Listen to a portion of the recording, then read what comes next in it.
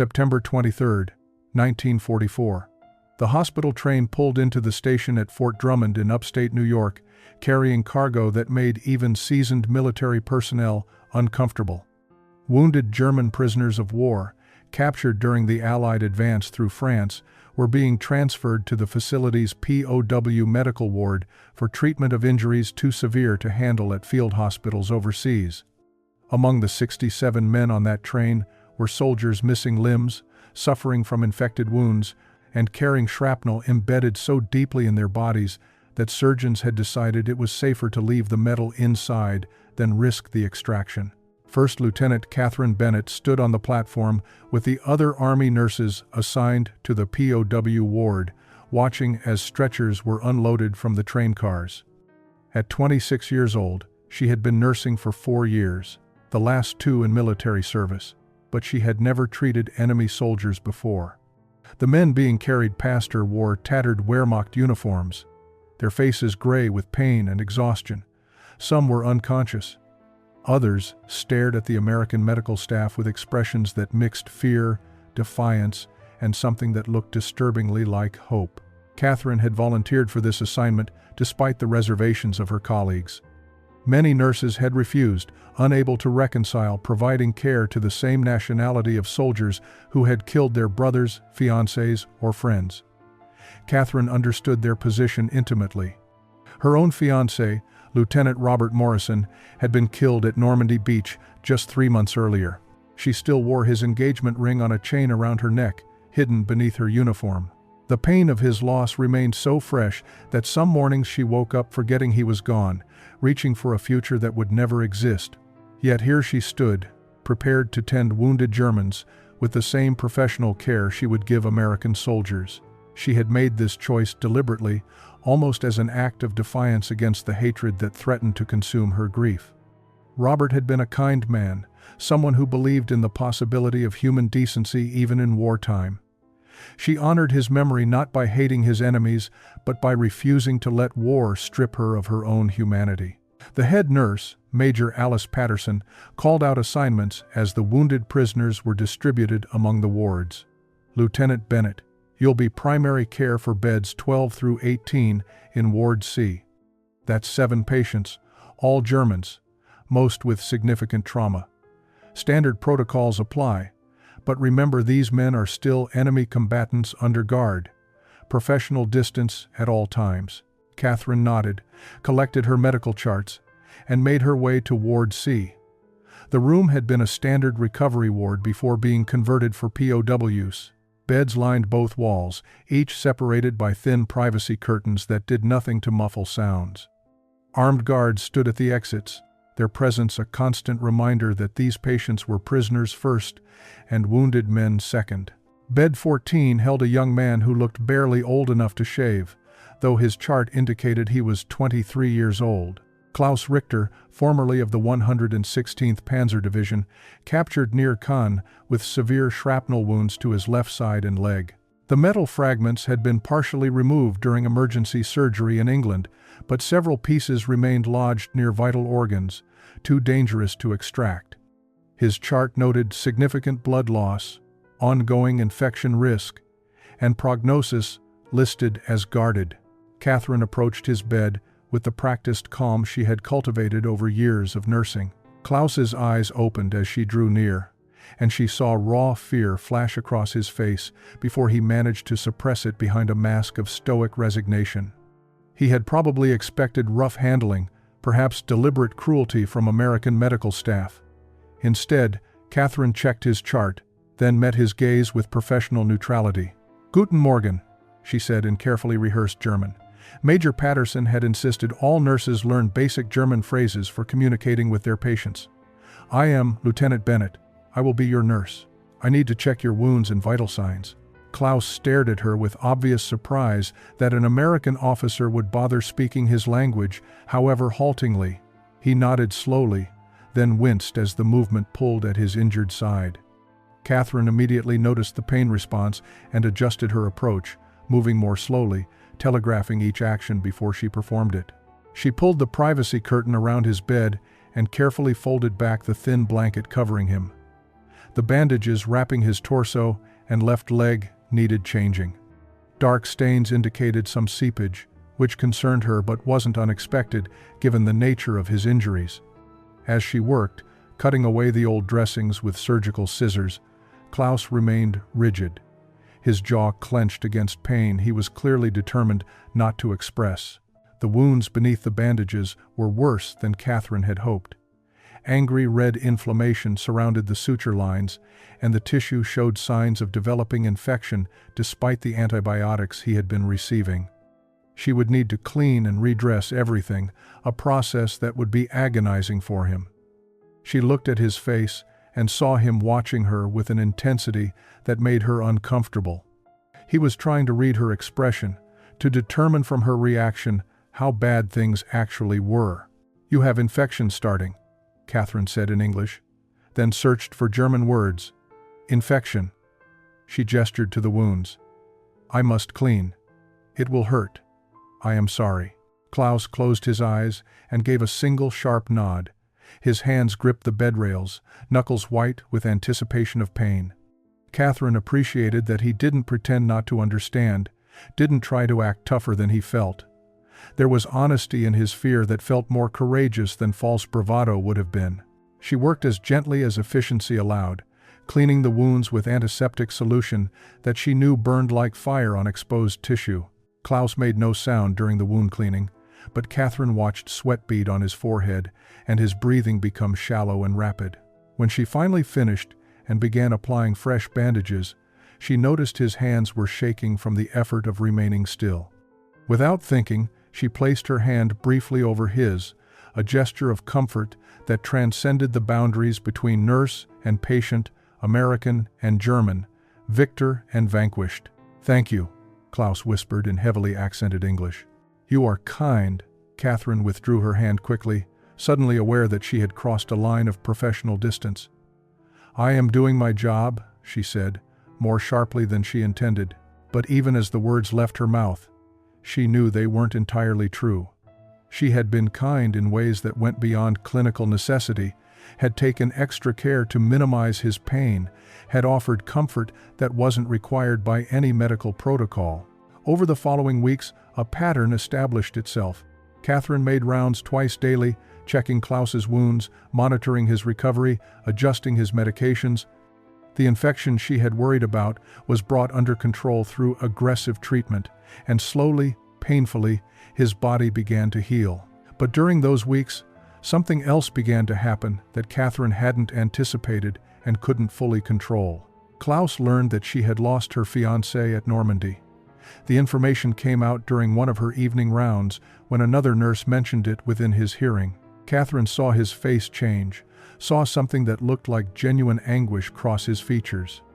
The next morning, when she came to change his dressings, he spoke to her in halting English that had improved dramatically through constant practice.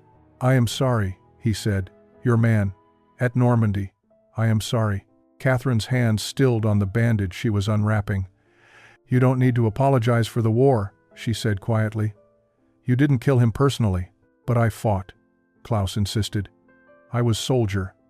I believed things that were wrong. I followed orders I should not have followed. Maybe I did not kill your Robert, but I was part of the machine that did. How can you stand to touch me, knowing this?" The question hung between them, raw and honest, in a way that military protocols never allowed.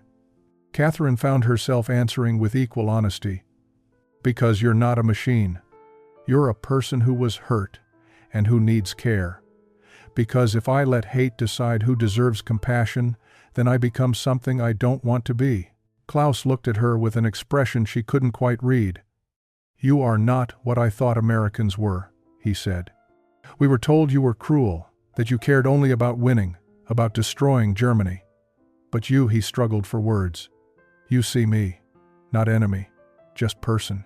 Catherine felt something shift in her chest, a dangerous warmth that had nothing to do with professional satisfaction about a patient's recovery. She finished the bandaging in silence, but as she prepared to move to the next bed, Klaus spoke again. "Lieutenant Bennett, will you tell me about him? Your Robert? I would like to know who he was." Catherine shouldn't have said yes when Klaus asked about Robert, but she found herself returning to his bedside that evening after her shift ended, pulling up a chair in the dim ward where most patients were sleeping. The guards had changed shifts, and the night watch was less vigilant, more inclined to let nurses sit with restless patients without hovering. She told Klaus about Robert's kindness, about how he had wanted to be a teacher after the war, about the letters he had written describing his hope that somehow the horror of combat would lead to lasting peace. Klaus listened with an intensity that felt different from polite attention. He absorbed her words as if they mattered deeply, as if understanding who Robert had been was somehow important to understanding who Catherine was. When she finished, he was quiet for a long moment before speaking. "He sounds like a good man," Klaus said, "like someone who saw beyond the fighting to what should come after. I wish I had met him in a different world. I think we might have been friends." The thought was absurd and heartbreaking and somehow exactly right. Catherine found herself imagining an alternate reality where Klaus and Robert might have met as students or colleagues, where nationality didn't determine whether you were supposed to kill each other. The fantasy was dangerous because it made Klaus more human, more real, more someone she could care about rather than simply care for. As Klaus's physical condition improved, his treatment shifted from acute wound care to rehabilitation. His left leg had sustained nerve damage from the shrapnel, and he needed physical therapy to regain strength and mobility. Catherine wasn't technically trained as a physical therapist, but the hospital was understaffed, and she had assisted with enough rehabilitation cases to guide him through basic exercises. These sessions became the most difficult part of her day.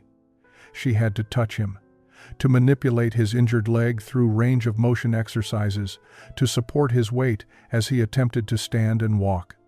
What should have been purely clinical contact became something else entirely. She felt the warmth of his skin through the thin hospital clothing, felt his muscles tense and relax under her hands, felt his breath change when she helped him balance.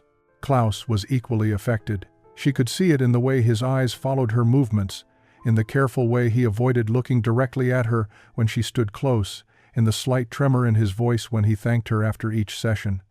They were both pretending not to notice what was building between them, both maintaining the fiction that this was only nurse and patient, nothing more. One afternoon in early November, as Catherine helped Klaus practice walking with a cane, he stumbled. She caught him instinctively, her arms wrapping around his torso to prevent him from falling. For a moment they stood frozen, his body pressed against hers, both breathing hard from the exertion and from something that had nothing to do with physical therapy. Catherine released Klaus immediately, stepping back so quickly she nearly tripped over the medical equipment behind her. "I'm sorry," she stammered, though she wasn't sure what exactly she was apologizing for. The stumble was his fault. The catch was her responsibility as his nurse, but the moment that had stretched between them, charged with something unnamed and forbidden, that was something they had created together. Klaus steadied himself on the cane, his face flushed. "No, I am sorry," he said. "I lost my balance. You saved me from falling. Thank you." They finished the therapy session in strained silence, both hyper-aware of maintaining careful distance, of not allowing their hands to touch unnecessarily. When Catherine finally left the ward, she walked directly to the nurse's quarters and sat on her bed, her hands shaking as she tried to process what was happening to her. She was falling in love with a German prisoner of war. The realization hit her with the force of physical illness. She felt nauseated, dizzy, as if the ground beneath her had become unstable. This was impossible. This was wrong on every conceivable level. Klaus was her patient, which made any romantic feelings a violation of medical ethics. He was an enemy combatant, which made such feelings a betrayal of her country. He was German, part of the nation that had killed Robert, which made her feelings a betrayal of the man she had promised to marry. But knowing something was wrong didn't make it less real. Catherine couldn't stop thinking about Klaus's gentle intelligence, about the way he looked at her as if she was the most remarkable person he had ever encountered, about the vulnerability he showed her that she suspected he had never shown anyone else. She thought about his careful English improving daily, about how he asked thoughtful questions about American culture and history, about the guilt he carried for his participation in the war, even though he had been conscripted at 18 with no real choice in the matter. Her roommate, Lieutenant Patricia Walsh, noticed Catherine's distraction. "You all right, Cat?" she asked one evening. "You've been somewhere else all week." Catherine considered confiding in her, then thought better of it.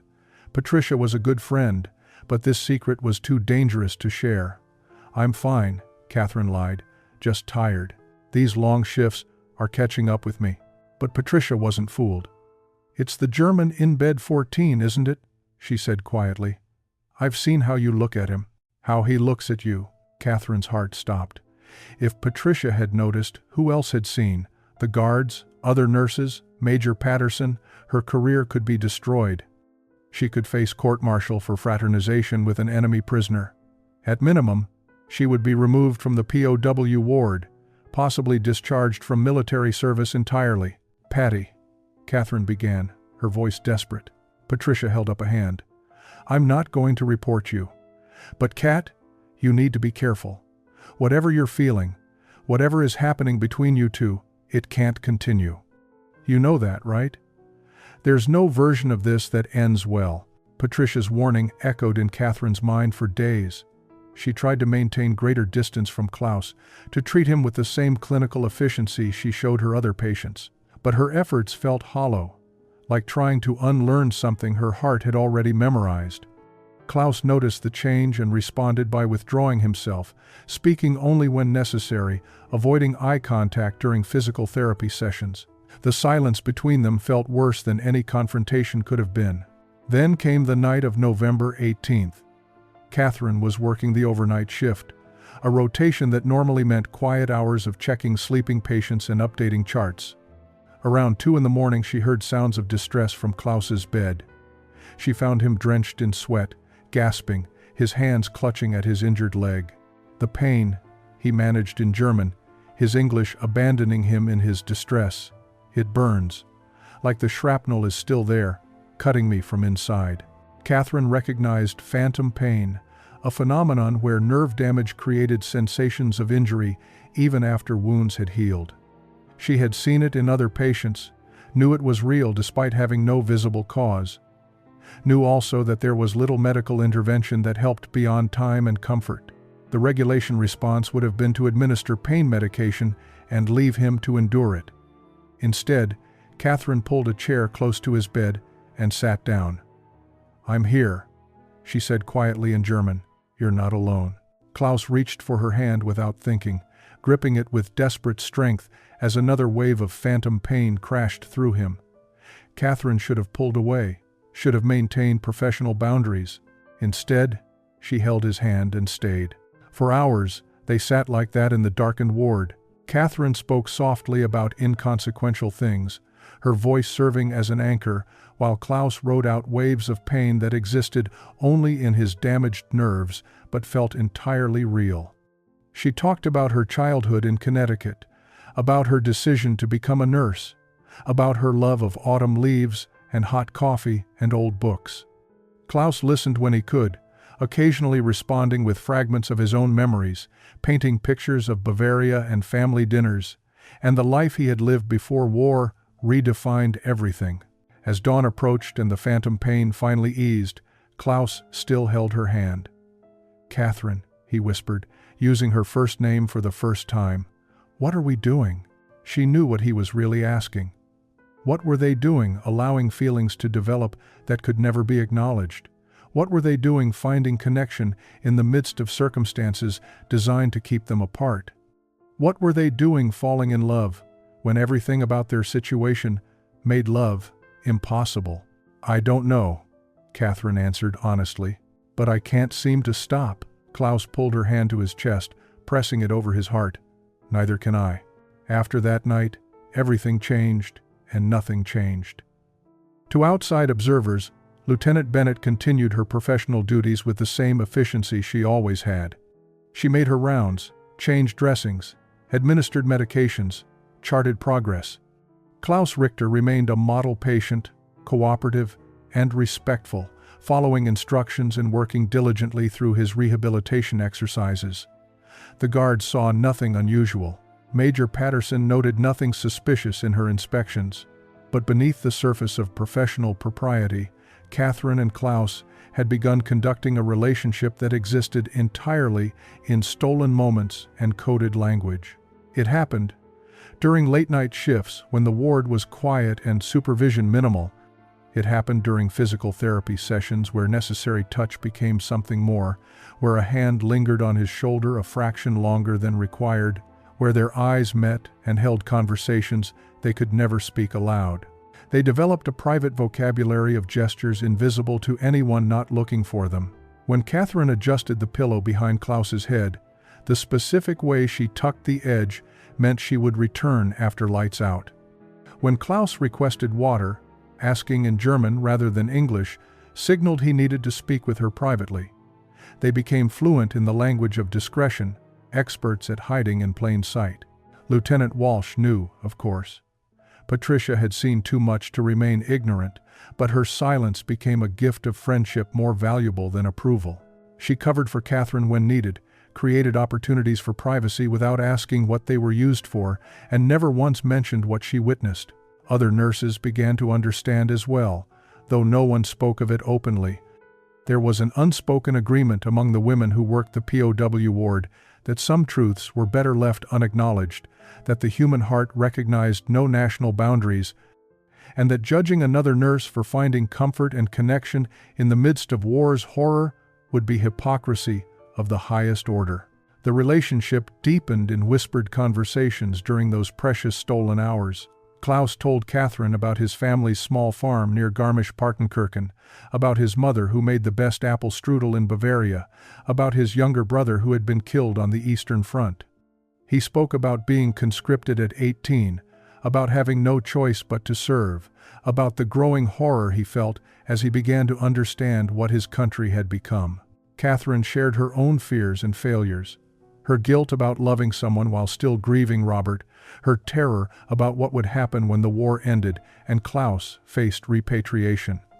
In the darkness of the ward, with other patients sleeping around them, they created a world that existed only for the two of them, a space where nationality didn't matter and the future couldn't reach them.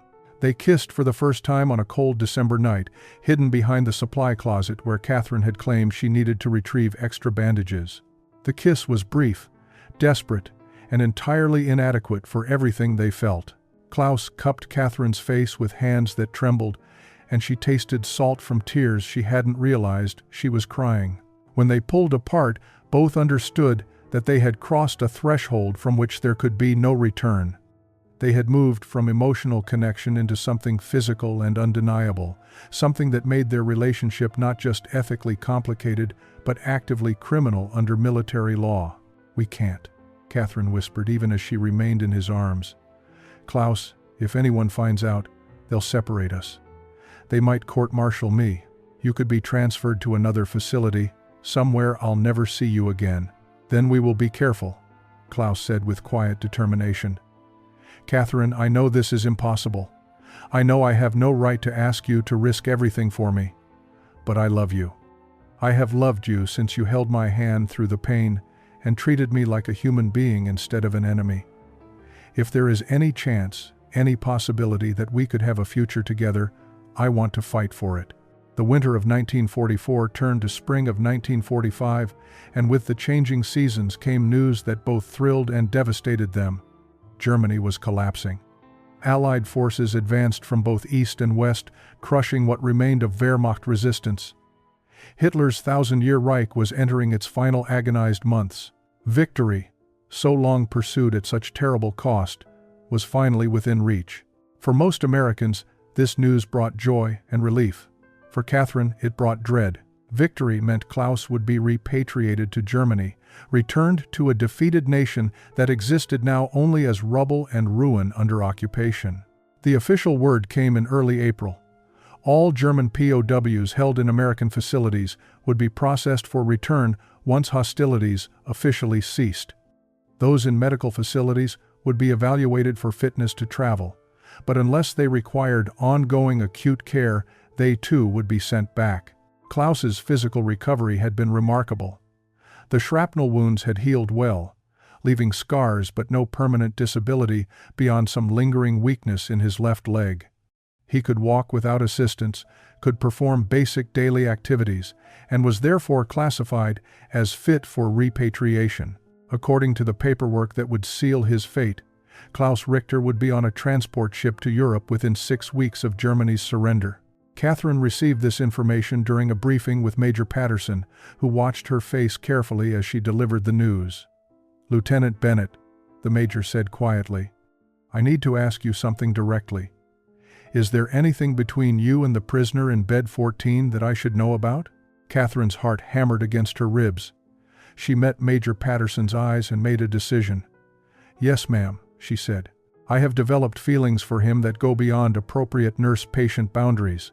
Major Patterson was silent for a long moment, studying Catherine with an expression that mixed disappointment and something that might have been understanding.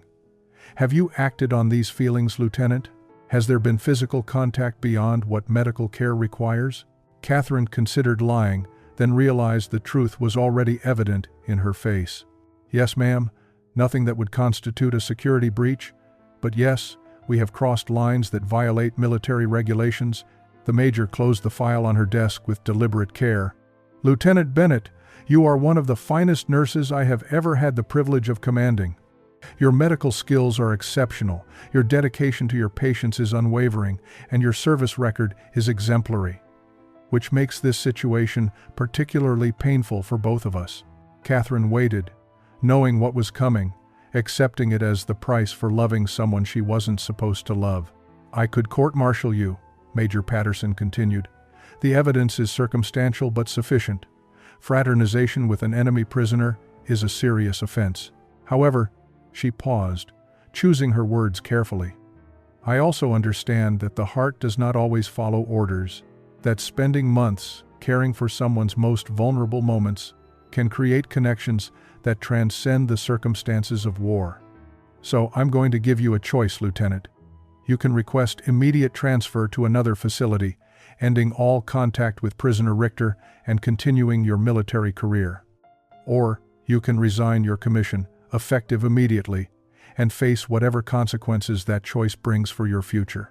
Catherine didn't need time to consider. "I'll resign, ma'am." The process of resignation took 3 weeks.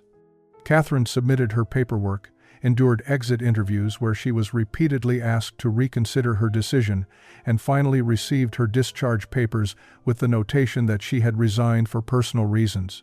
She was no longer First Lieutenant Catherine Bennett, Army Nurse Corps. She was simply Catherine Bennett, unemployed civilian with limited savings and no clear plan beyond a desperate determination to prevent Klaus from being sent back to Germany. She contacted immigration attorneys in New York City, spending money she didn't have on consultations about sponsoring a former enemy combatant for immigration status. The lawyers were pessimistic but not entirely dismissive. There were precedent cases, rare exceptions where German POWs had been allowed to remain in America, particularly those with American sponsors willing to provide employment and housing guarantees. It would require extensive documentation, character references, and proof that Klaus posed no security threat. It would also require confronting social stigma that could follow them for the rest of their lives. Catherine wrote to her parents in Connecticut, explaining her decision to sponsor a German POW for immigration, carefully avoiding any mention of romantic involvement. Her mother's reply was brief and cold. "If you do this, you are no longer welcome in this house. We did not raise you to betray your country and dishonor Robert's memory." 25 years later, in the spring of 1970, Catherine and Klaus Richter stood together before an auditorium full of medical students at Columbia University in New York. They had been invited to speak about the ethics of patient care and the complex humanity that exists even in wartime contexts. At 51 years old, Catherine still carried herself with the dignity of her nursing years, though silver now streaked through her dark hair. Klaus, at 48, walked with only the slightest limp, a reminder of shrapnel wounds that had brought them together a quarter-century earlier. Their 3 children sat in the front row. Robert, named for the fiancée Catherine had lost, was 23 and completing his own medical degree. Anna was 20 and studying international relations. Young Klaus, 18, had just been accepted to Columbia himself, They represented the impossible made real, living proof that love could transcend the deepest divisions history could create.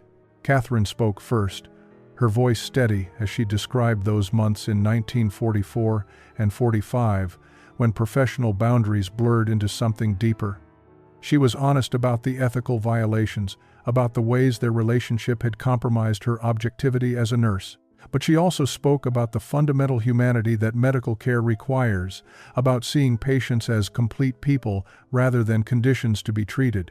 Klaus spoke in English that retained only the faintest accent, telling the students about experiencing compassion from someone who had every reason to hate him.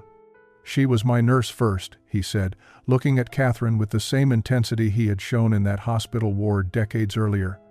"She saved my leg, probably my life. But more than that, she saved my soul.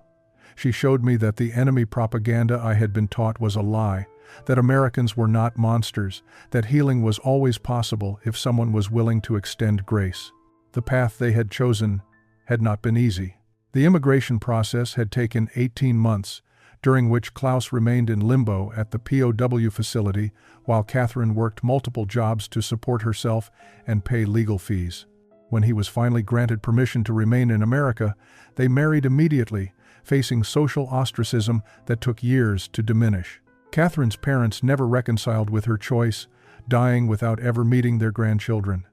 Klaus faced suspicion and occasional hostility from Americans who couldn't forgive his nationality regardless of his individual story. But they had built a good life together. Klaus had worked in construction, then started his own carpentry business. Catherine had returned to nursing once their children were older, working in a veterans hospital where her unique perspective helped her connect with patients struggling to reconcile their wartime experiences with peacetime existence. They had created a family that embodied reconciliation, raised children who understood that love required courage and that the greatest healing came from refusing to let hate have the final word. As Catherine concluded their presentation, she reached for Klaus's hand, a gesture so natural after 25 years of marriage that she didn't even think about it. "We tell you our story not because it's exceptional," she said to the students, "but because it represents a truth that medicine must never forget. Healing requires seeing the humanity in every person who needs care, regardless of who they are or what circumstances brought them to you. The moment we stop seeing patients as human beings worthy of compassion, we stop being healers